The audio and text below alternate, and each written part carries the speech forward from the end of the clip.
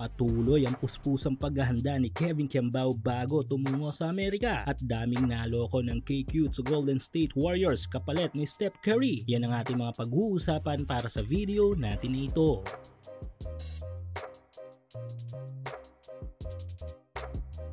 So kahapon ay ating napag-usapan sa ating recent video ukol dito sa ating young Gilas player na si Kevin Kiambao ang magaganap na training nito sa Amerika. Sa ngayon kasi nagsisimula na ang NBA Draft Combine, bagay na kailangan subaybayan hindi lang ng mga Pinoy Dallas Mavericks fans dahil sa possible landing sa kanila ng projected first overall pick na si Cooper Flood, kundi dahil sa may big time Phil-Am Hooper tayo na papasok sa second overall pick. Ito nga ay si Dylan Harper. Another thing ang Pinoy blooded player na ito para sa bansa dahil kung sakali man na hindi ito makakapasok sa local ay pwede itong kuhanin as a naturalized player ng ating national team. Halos malaki kasi ang pagkakapareho nila ng laruan ng ating NBA kababayan na si Jordan Clarkson. Ang kagandahan lang dito kay Dylan ay bata pa at matagal-tagal pa ang panahon na may bibigay nito sa ating pambansang kupunan. Sa ngayon ay inaasahan na pang-apat nga si Dylan na magiging active Phil-Am player sa NBA with JC, Jalen at Jared McCain.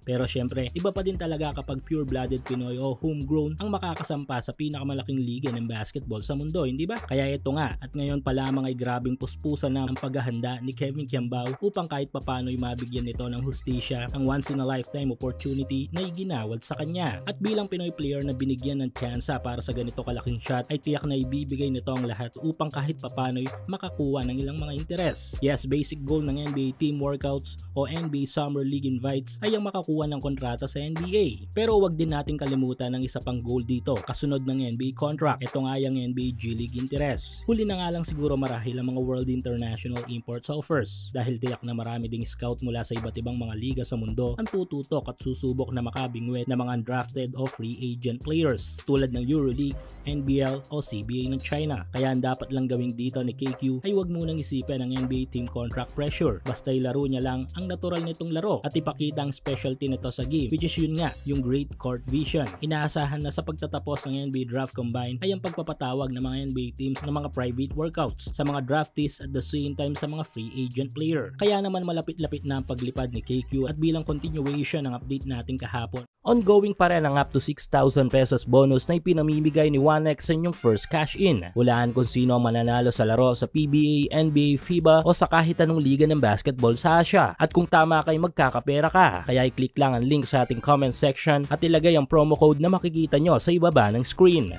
Ukol sa paghahanda nito ay another clips ngayon ang nagpapakita ng sipag sa pag-iensayo ni Kabayan. Mula sa video kahapon ay kapansin-pansin dito ang pag-iensayo ni KQ ng kanyang pag-atake sa basket in a physical way. Marahil inihanda na si KQ para sa pisikalan sa NBA Summer League. Dito kasi ay hindi po pwedeng malambot ka sa laro, lalo na sa posisyong tangan ni KQ na forward ay talamak ang pisikalan. Goods ito dahil patunay na aral ang ating kababayan sa papasukan nitong landas patungo sa kanyang goal, ang makapasok sa NBA.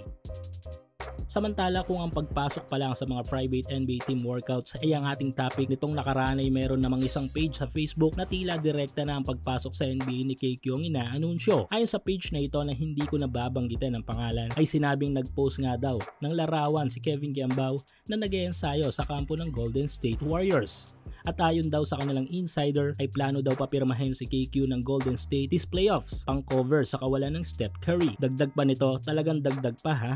Last month daw ay lumipad na si KQ patungong USA upang mag-training kahit pa nga kakasabi lang natin na nag-eensayo pa ito dito sa bansa. Anyway, malinaw pa sa sikat ng araw na isa itong peking balita at dahil mga updates ukol kay Kevin Kiambao ang ginagawa natin kung kaya't natabik tayo sa issue na ito. Well, may ilang mga tanong akong nabasa dito na hindi raw pwedeng i-sign ng Golden State si KQ kung totoo man ang balitang ito dahil daw hindi nga ito nakalista sa draft ng NBA. Actually, pwede dahil mga international prospect ay automatic na pasok sa draft o magiging undrafted kahit nga hindi mag-apply o magpalista ng name. Ang numero 1 halimbawa na nga dito ay si Yuki Kawamura ng Japan. Well, sana all kung totoo ito pero yun na nga, peke ang balitang ito.